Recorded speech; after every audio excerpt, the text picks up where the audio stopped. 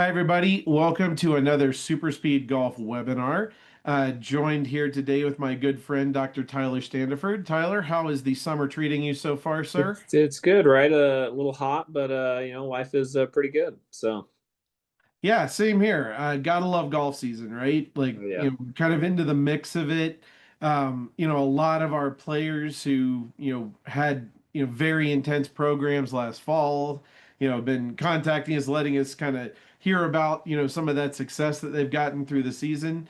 Um, I think that's always a really good time. Now, the thing that I always like to tell people, though, is that there's so many different aspects now of what you can train with the SuperSpeed app and our different products that it's kind of like your program is not necessarily exactly the same all year round, but I really do feel like it should be going all year round. So I want to kind of look at that topic today as one of the under subheadings is like, what are those things that you should be doing right now during season, and what are also those things that you should be getting prepped for to start, getting back into kind of those more intense speed training regimens as we get hmm into the fall.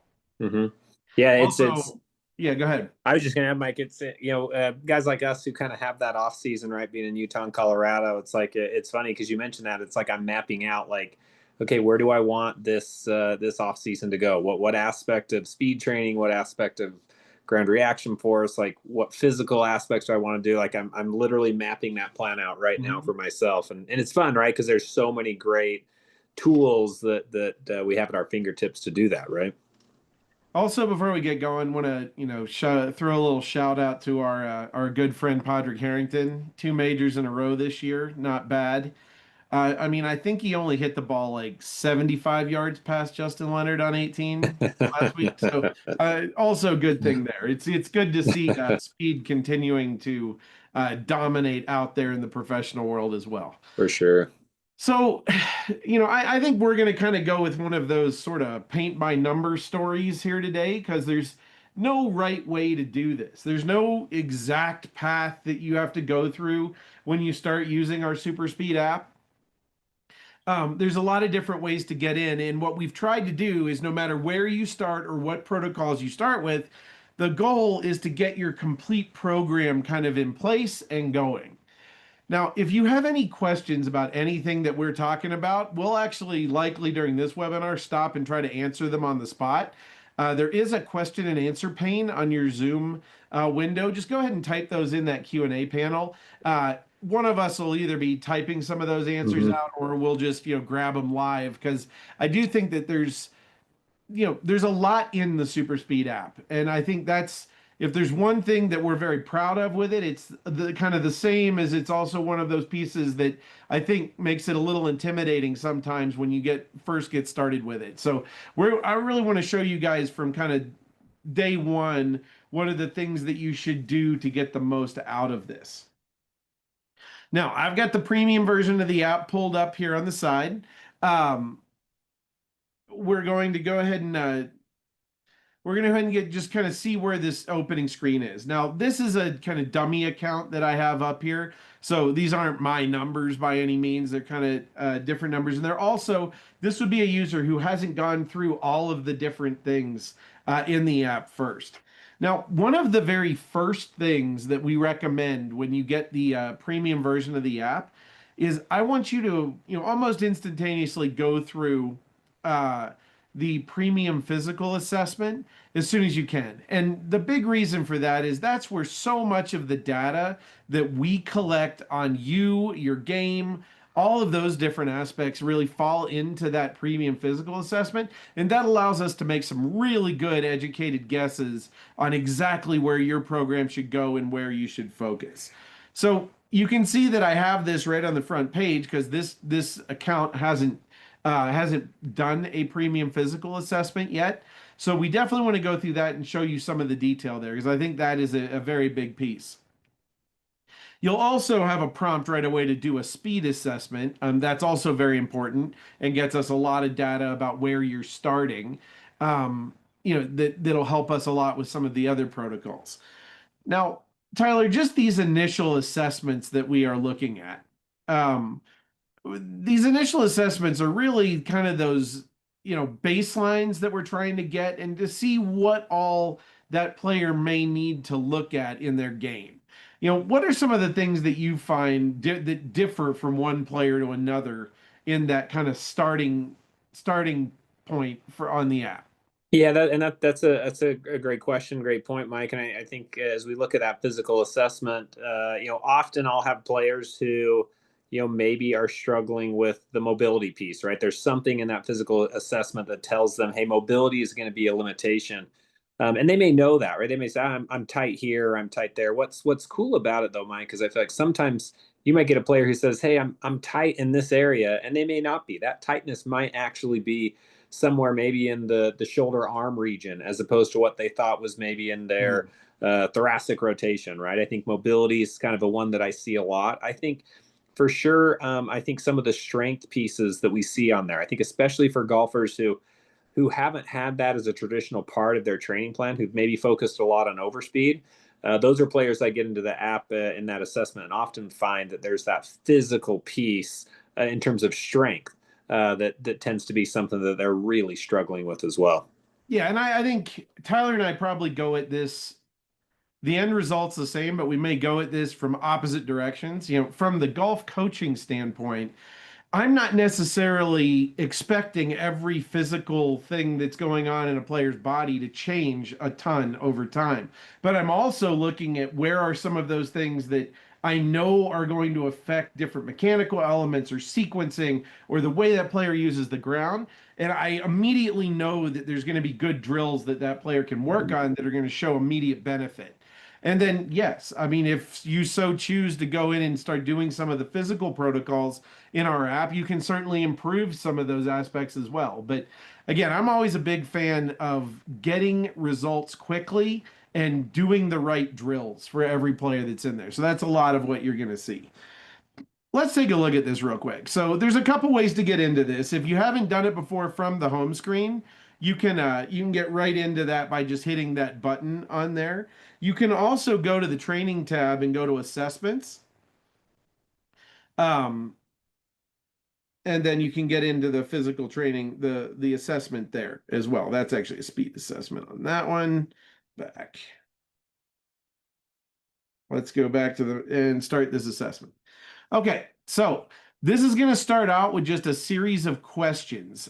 This first question basically asks you if you've ever had any injuries in the following areas. Now, this is not a fully comprehensive physical assessment. This is just going to give us a good idea of where we should start and what types of things would be important.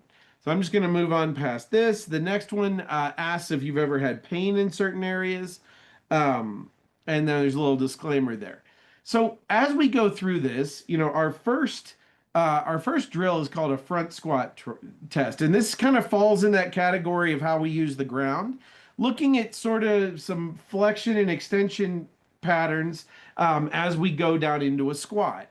We're gonna look at depth of the squat. We're gonna look at some of the stuff about the ankles, and these are pretty simple questions.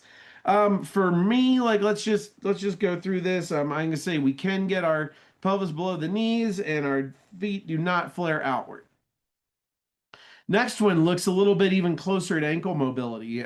We've seen some really close connections between the way people use the ground and the mobility of their ankles. So we want to test this real quick. And we've made these screens as simple as possible that you can do by yourself, on yourself, without having anybody else out there. So the first one asks if you can lift the inside of your foot without moving your knee. And again, the knee could maybe move a tiny bit, but basically, can we move that inside of our foot without the knee moving? And then can we lift the outside of the foot? So I'm basically looking at that foot can rock, back and forth without the other joint moving too much. Let's just go ahead. Let's say no on some of these just to see where we are. So this person that definitely has some ankle issues. Balance, stability, these things are very important. We're actually going to be looking at this both with your eyes open and eyes closed to also test some other physical characteristics. Let's say this is a person that has some trouble with that, especially with their eyes closed. It happens. The next stuff that we start to look at starts to get into how we rotate. This is going to start to look in the mobility of our hips, our torso, our T-spine, all of these different areas. We're doing a really easy screen called multi-segment rotation. Um, Again, you can just read the little instructions and see if you can get past that 90-degree mark. Let's say that we can on the right side and not on the other. Again, toe touch, pretty simple. Flexion of the body, can we do that? Let's say this person can touch their toes.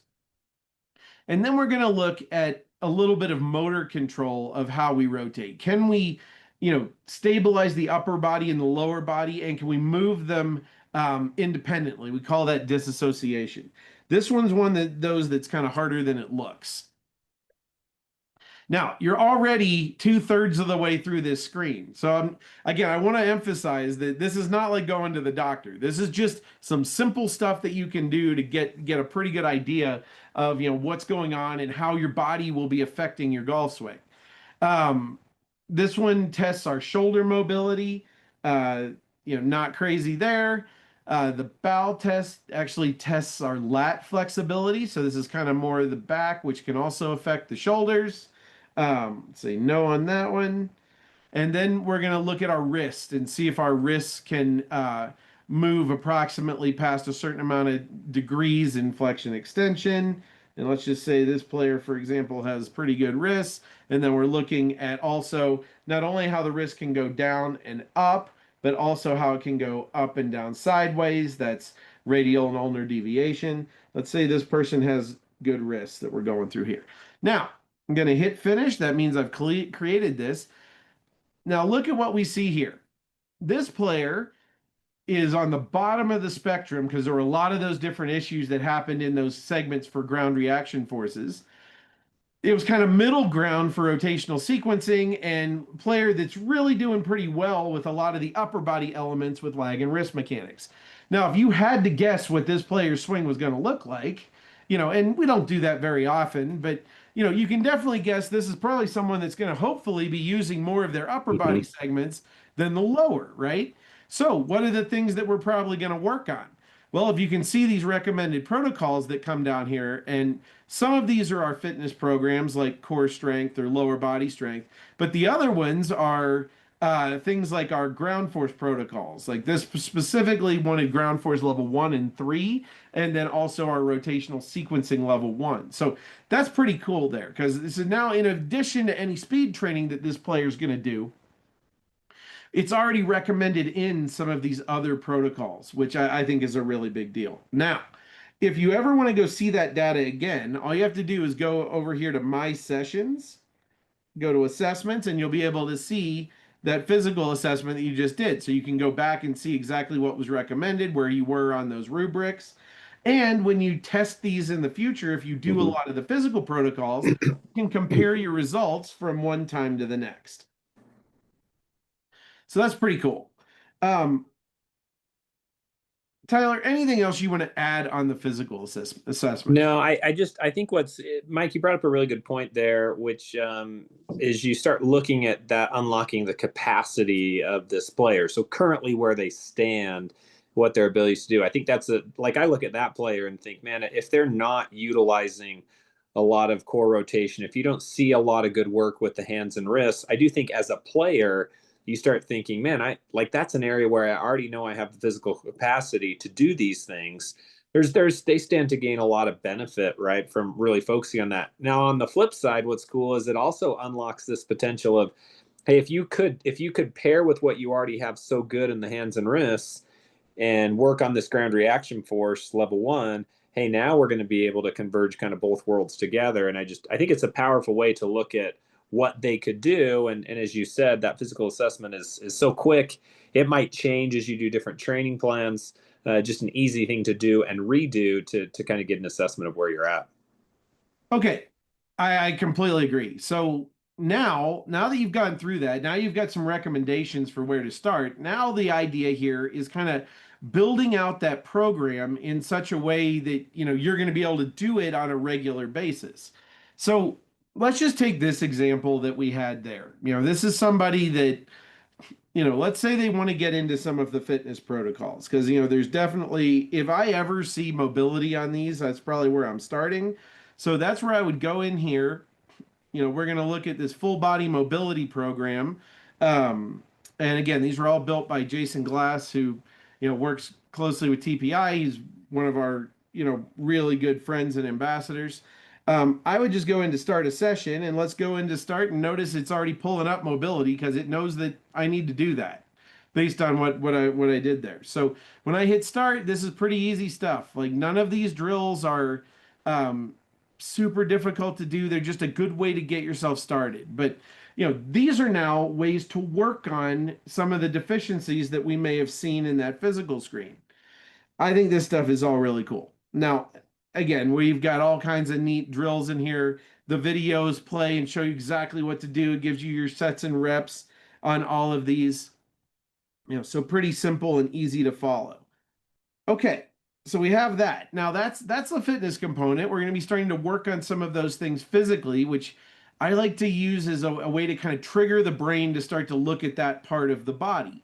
Now, this is also a player that needed to do some ground force drills. So now we can also go in to our ground force drills, and this one is level 1 was a drill that was recommended here. So this is going to be a drill that can either use force pedals or our new Force Board Pro.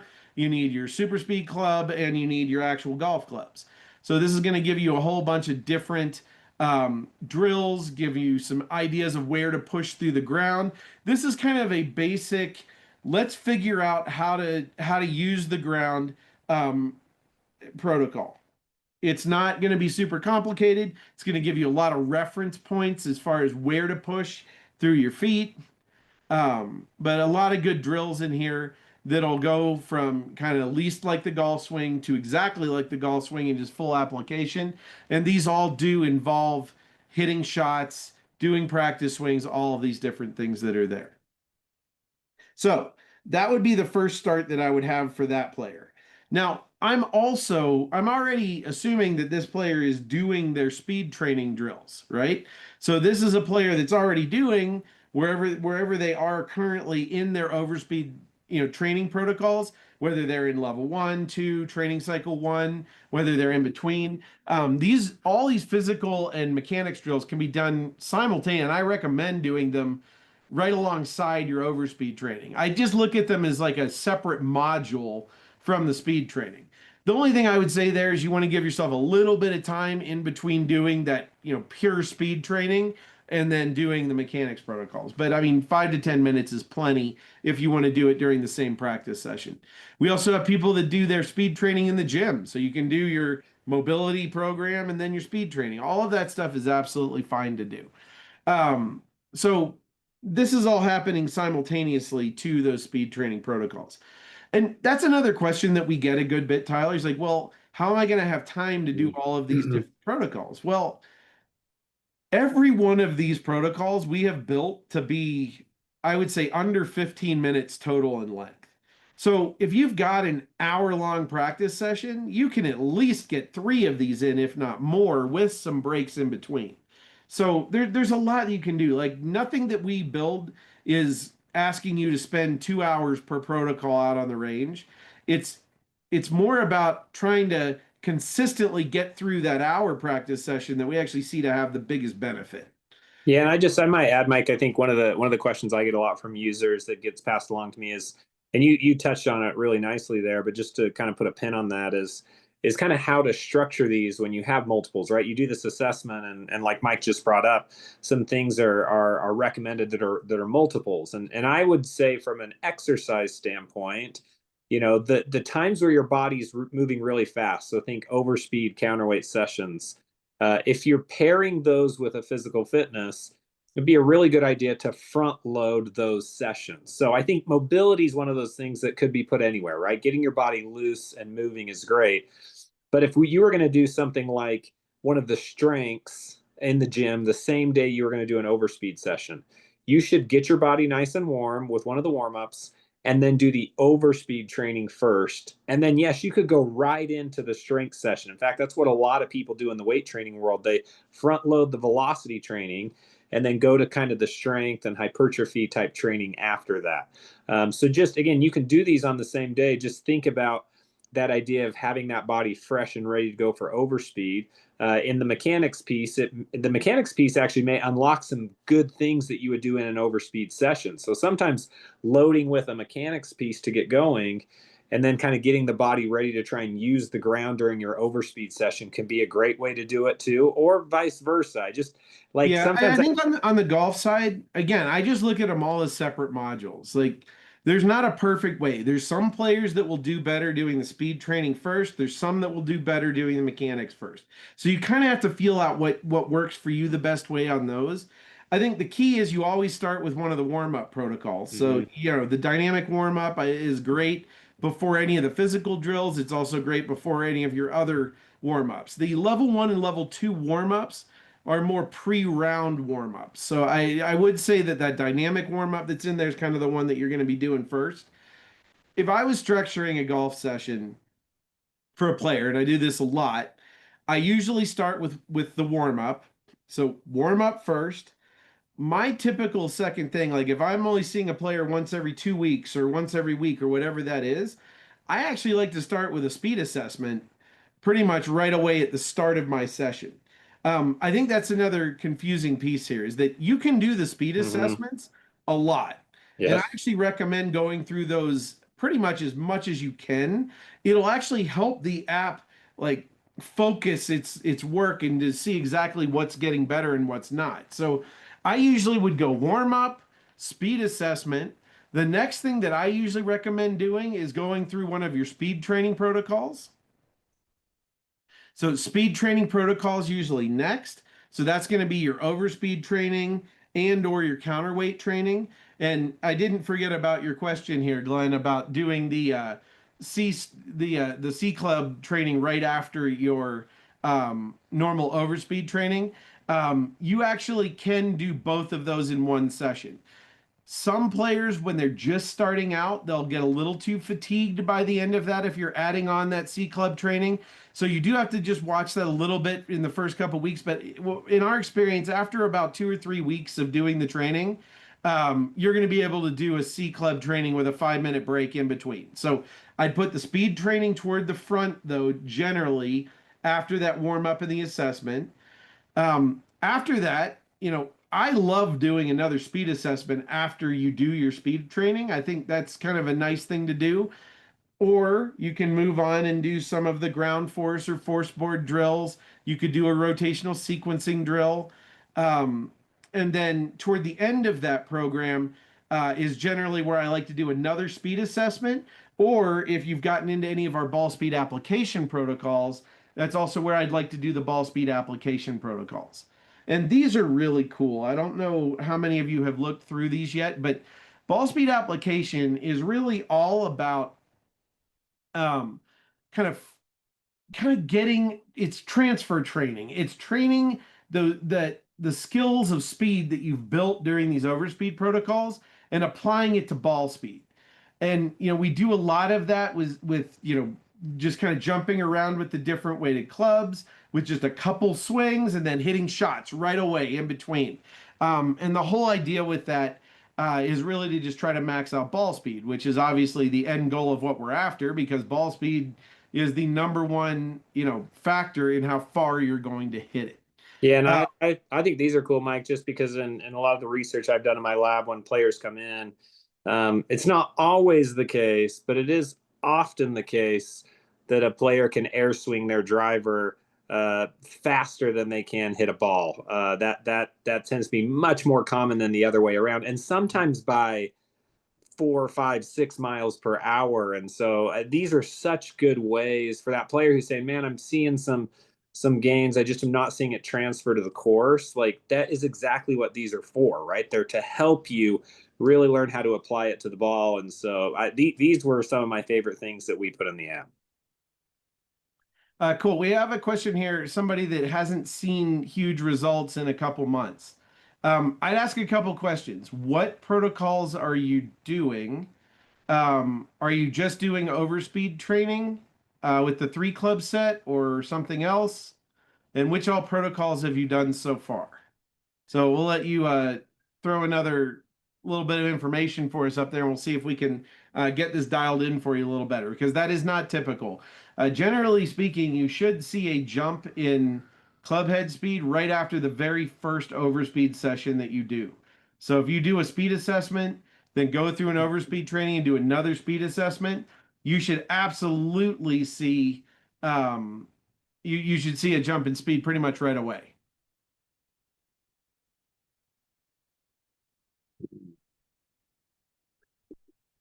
This Okay. one, this next question that came Go in is a ahead. great one, Mike.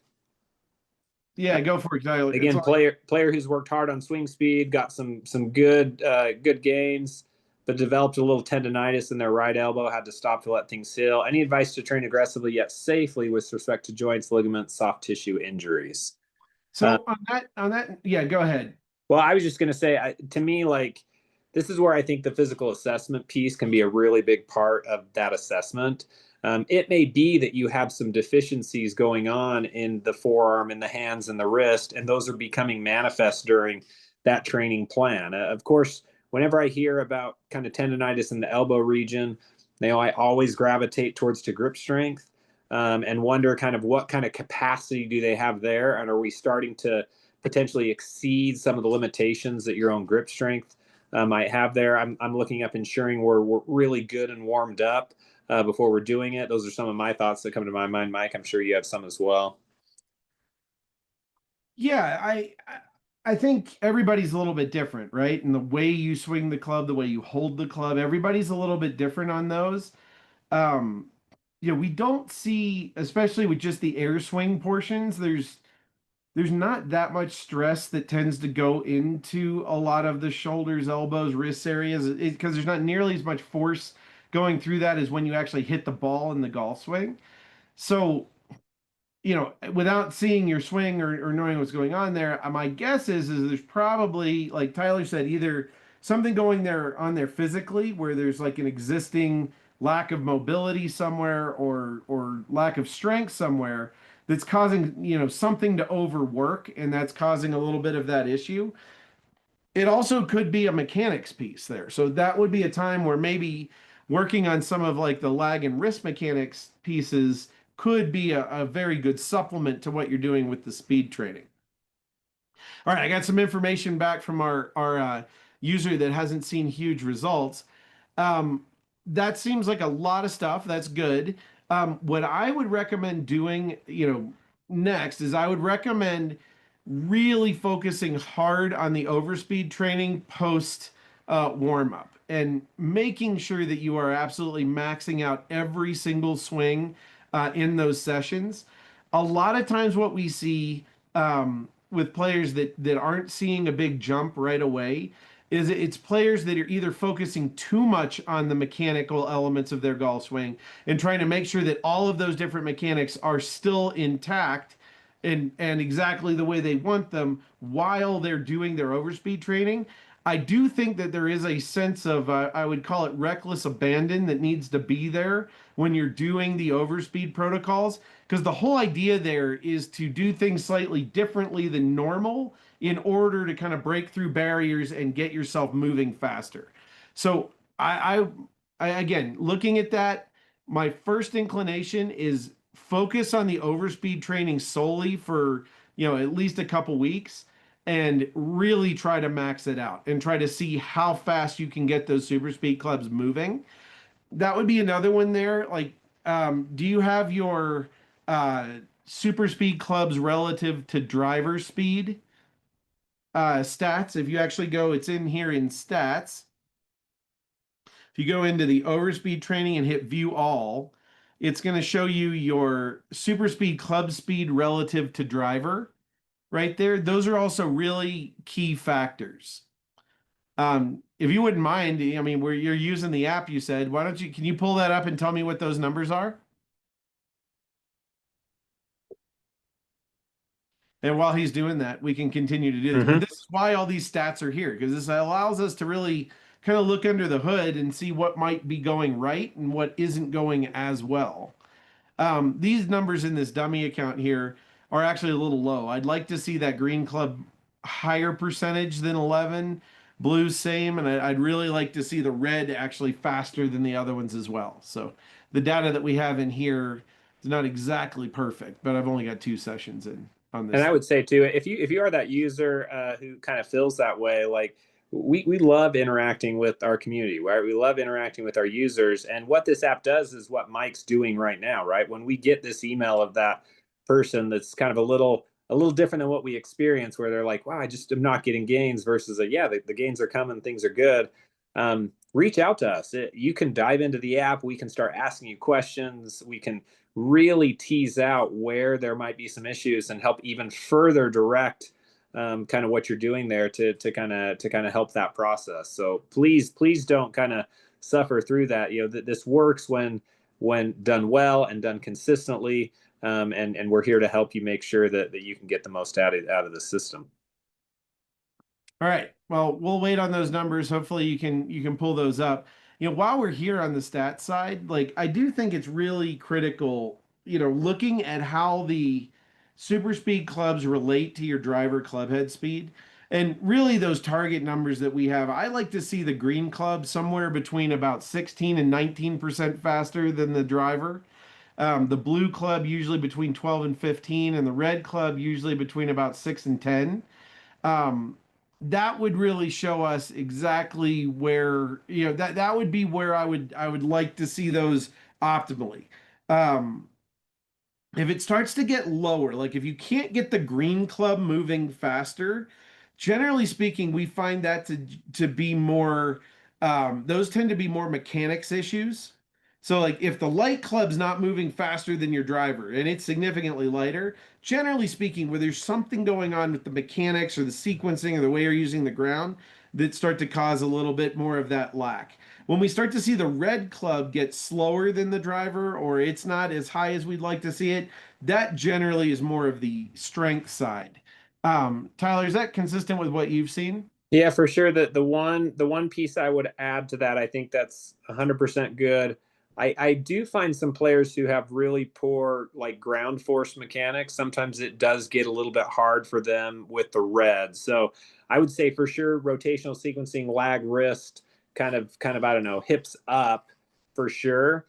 It's just like as that club gets a little heavier, it's really hard to cheat using the ground. And so I do think if you are seeing that red number down, that could be a great indicator to get into some of those ground force protocols and really increase the way they're utilizing the ground to move that heavier club. Yep, no, I agree. I think that's great. Um, Great question here. Talking about junior golfers, this app is built for everyone. So the protocols that you go through when it goes into like the overspeed protocols, I'm not sure that I would do as many of the mechanics protocols with like a 6, 7, 8 year old, but once those players get in that 9 to 12 range, they could do everything. And the younger kids can certainly do the overspeed training. I think it's actually a great time to do it. All right, let's keep going here. Um, Sorry, just because I do work with a lot of juniors, my own, and now starting to do more assessments on junior players. I think the mobility pieces, the strength pieces, they're so good in here because it's not like you're pouring a lot of weight on these 12-year-olds and 10-year-olds. It's like you're helping them learn how to move, a lot of good functional movements, body weight type things. Like I think for a 12, 13-year-old, like that stuff is absolute gold for them to do, and they can do it without a lot of equipment and can do it without risk getting hurt and lay a good foundation of strength and movement that will benefit them through the years. So I just say, man, so good those things for 12-year-olds. yeah, I agree too. It looks like we got a little bit more information back. It sounds like you haven't done your speed assessment yet, and you pay attention to mechanics than speed while doing overspeed. Again, when you're doing overspeed training, speed is number one. When you're doing the mechanics protocols, feel free to focus a lot on the mechanics and try to look at how that's all working together. But yeah, I feel like overspeed training, ball speed application, those protocols, that's where you're really trying to just get the most out of your body that you possibly can.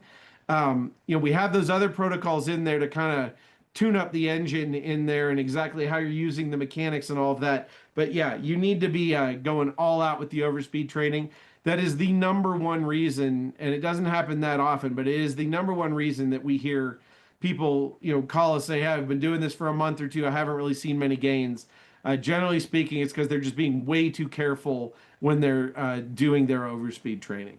And I'll just add too, again, and this user, you may know that you're not getting gains because out on the golf course you're just not seeing as much.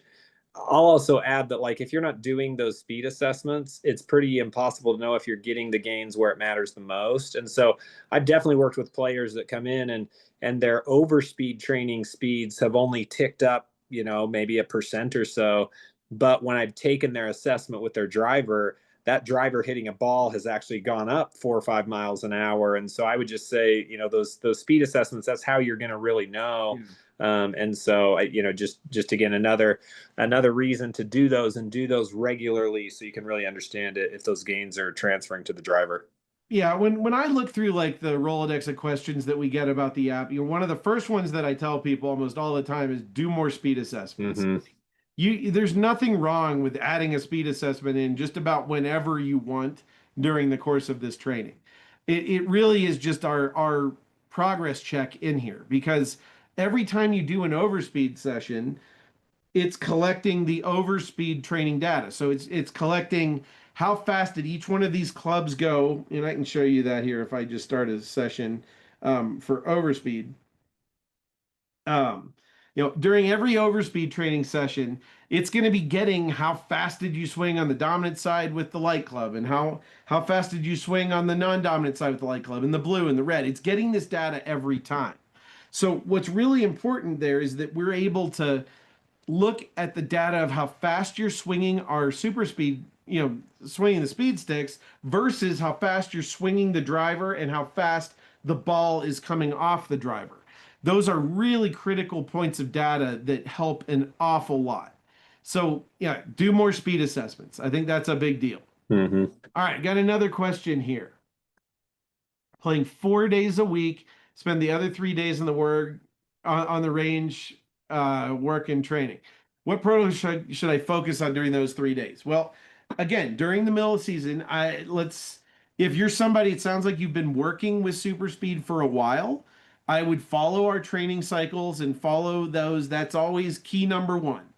Continue with your overspeed training. So that means if you're in a primary phase, you're doing that 3 days a week. If you're in a maintenance phase, you're only doing it 1 day a week. So that can change a little bit. If I had a perfect world, if I was building this for somebody that's right in the middle of the season, I try to line up maintenance phases with, like, I live in Denver, right? So my season really kicks off for golf sometime like in May and goes through, about mid-October. I usually, try to really line up a maintenance phase so that sometime in mid-May, early June, I'm right there getting into a maintenance phase, so I can be more in a maintenance phase during the middle of that high point of the summer when, I have more tournaments and various things like that are going to get me. Not that I couldn't do the overspeed training during that time, but my schedule's going to be different. It's not going to be as consistent because there's going to be a day where I have to play 4 days in a row, or there's different things that happen, and I can't be as consistent with my training. So I try to line those maintenance phases up during that point. If you're still pretty consistently getting 3 days a week, you can do this training whenever you like. What I would maybe recommend though on that is make sure that for next year, as you're like tailing out of the winter, your off season, ramp up those protocols. Make sure you start doing ball speed application right toward the middle or end of that program. So that's kind of you're kind of reaching your season point at a peak. And then once that happens, you can use a lot of those protocols to reinforce a lot of the things that you were doing during the winter. So if you spend a lot of time on ground force and sequencing over the winter, I would certainly keep doing rotational sequencing and ground force during the season, not necessarily because you're trying to change it. You tried to get that change during the winter. Now what you're trying to do is trigger it, maintain it, make sure that you don't fall back into any old habits as you start to get out and are playing more. So again, this stuff is a year-round It has year-round functionality. It's just sometimes the specific intent that you have for it during those different times of the year might be slightly different. All right. Can we be jealous of him, Mike? Like, is it okay for me to hear that and say, like, man, I'm not at that stage of my life. I get it, but man, that sounds pretty nice.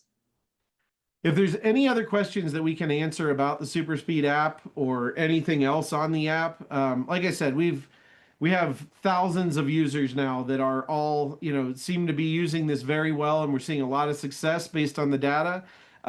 We really want to see more people in it. We think there's so many good things in this app that can really help, tailor and customize your speed and power program.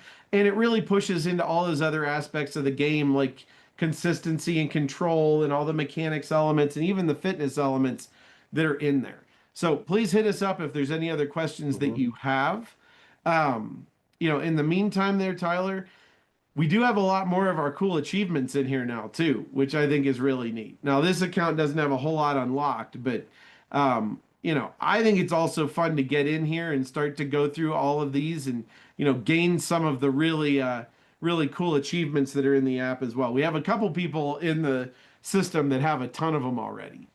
All right, let's get a couple of these questions before we call a day here. So, how many days a week should I do overspeed training? We recommend 3 days a week with a full day off in between. That functions throughout all the primary training phases. Um, and then during our maintenance phases, you're going to move that down to once a week. If you go into our overspeed training, it does have a lot of information here about what it is and then our training cycles. So this kind of shows you where that is, our first training cycle, what it involves.